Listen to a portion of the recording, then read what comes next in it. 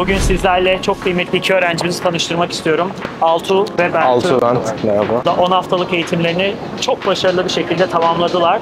Ve onların tecrübelerini size aktarmak için Vancouver'ın güneşli bir gününde bu videoyu sizlere çekiyoruz.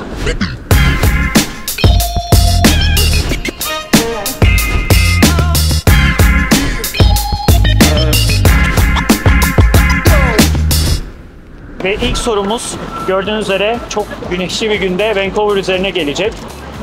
Altuğ'yla da başlayacağım. Evet, tabii ki. 10 üzerinden kaç veriyorsun? Önce onu soralım. Vibe açısından düşünürsek 8-8,5 civarı bir puan verebilirim. Ya tabii İstanbul'dan geldiğimiz için beklentimiz çok yüksek oluyor. Vancouver hakkında çok şeyler duyduk ve aslında o beklentilerin hepsini de doğuran bir şehir aslında. Burada denizin yanında okyanusla yaşıyoruz. Okyanusla iç içe oluyor insanlar. Şehrin karışıklığı, yoğun olması falan çok hoşuma gidiyor. Ayrıca vibe olarak 9 yine vibe da çok güzel. İnsanlar çok nazik, hani herkes yardımcı olmaya çalışıyor, teşekkür ediyorlar. Bir parantez daha açmak istiyorum izninizle. Sokakta bir gün ayakkabımı bağlamayı unutmuştum ve bir Kanada vatandaşı hemen bağcığın çözülmüş, bağlamak ister misin gibisinde bir jest yaptı. Çok da hoşuma gitti aslında. İnsanların ne kadar kibar olduğunu bu şekilde anlayabiliriz. Bu arada şunu belirtmekte fayda var. Altuğ ve Bertu sadece 15 yaşında. Buna rağmen çok olgun, çok akıllı ve çok başarılı iki kardeşler. Tabii biz onların deneyimlerini daha detaylı almak istiyoruz. Mesela burada siz top taşıma kullanıyorsunuz. Onu nasıl puanlarsınız? İstanbul'dan gelen birisi olarak 9 puan. Çünkü çok böyle belli, o kadar uğraştırmıyor ki sizi toplu taşıma. Google Maps olsun, işte oradaki haritalar olsun, hepsi harika bir şekilde çalışıyor. Ben Google Maps'in bir kere 1 dakika saptığını görmedim. Bu sebeple şehrin dinamiği açısından, sizin bir yerleri planlama yapmanız açısından toplu taşıma her zaman zamanında oluyor. Bunu takip edebileceğiniz programlar var dediğim gibi. Hiçbir zaman okula geç kaldığımı hatırlamıyorum. 1-2 gün geç kalmışımdır. Hiç bir aksaklık olmadı toplu taşıma ile ilgili. Toplu taşımadaki insanlar çok nazik, çok kibar. Hemen öğrenci olduğunuzu görüp yorgun olduğunuzu anlayıp yer verebiliyorlar. Benim puanım 8. Aslında ufak bir nüans var burada. Homeless'larıyla bazen hani alıntılanabiliyor bu şehir. Ben hiç rastlamadım toplu taşımalarda. İnsanlar da aslında buna yardım ediyor. Ve ayrıca fiyat olarak da öğrenciyseniz çok büyük avantajlı. Hani Vancouver'da 65 dolara aylık geçiş izni alabiliyorsunuz. Yani her yere gidebiliyorsunuz. Şimdi videomuzun ikinci kısmında da SSLC'yi değerlendirmelerini rica edeceğiz.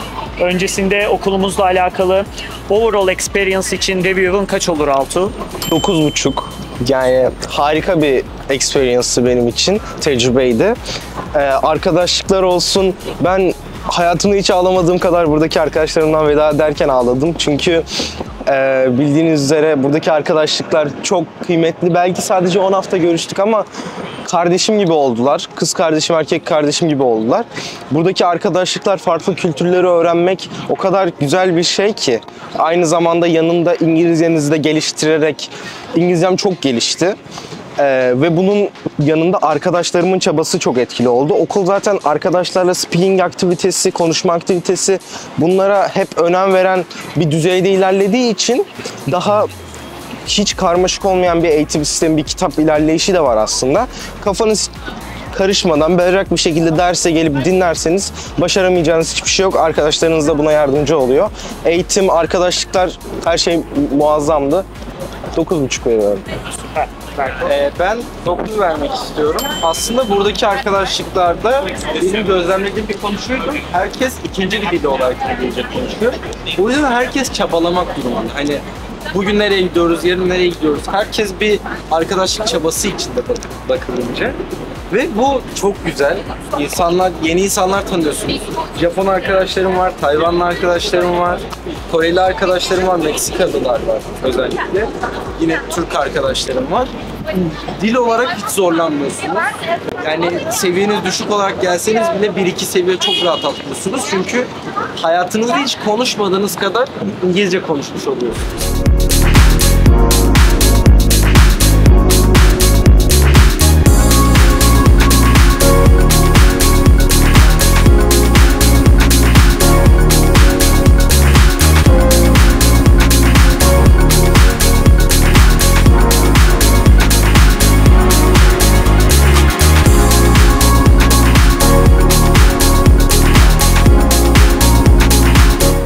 Son sorum.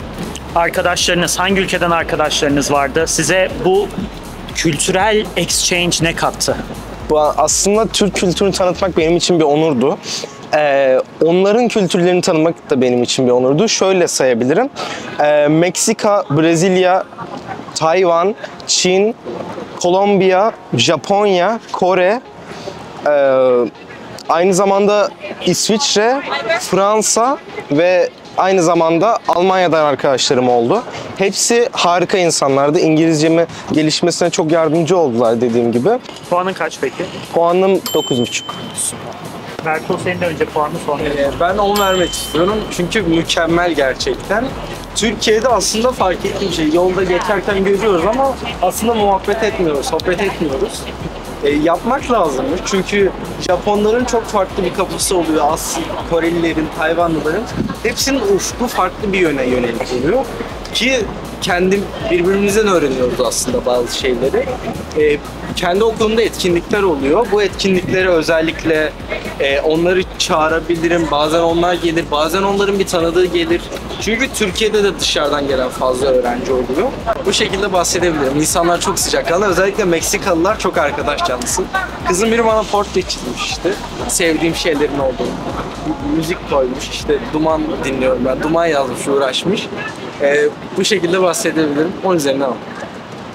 Altuğ'a da, Bertu'ya da çok teşekkür ediyoruz bizlerle deneyimlerini Biz teşekkür paylaştıkları ederiz. için. Sizler de öğrencilerinizin bu gibi eşsiz deneyimler yaşamasını istiyorsanız bana ve okulumuza ulaşabilirsiniz daima.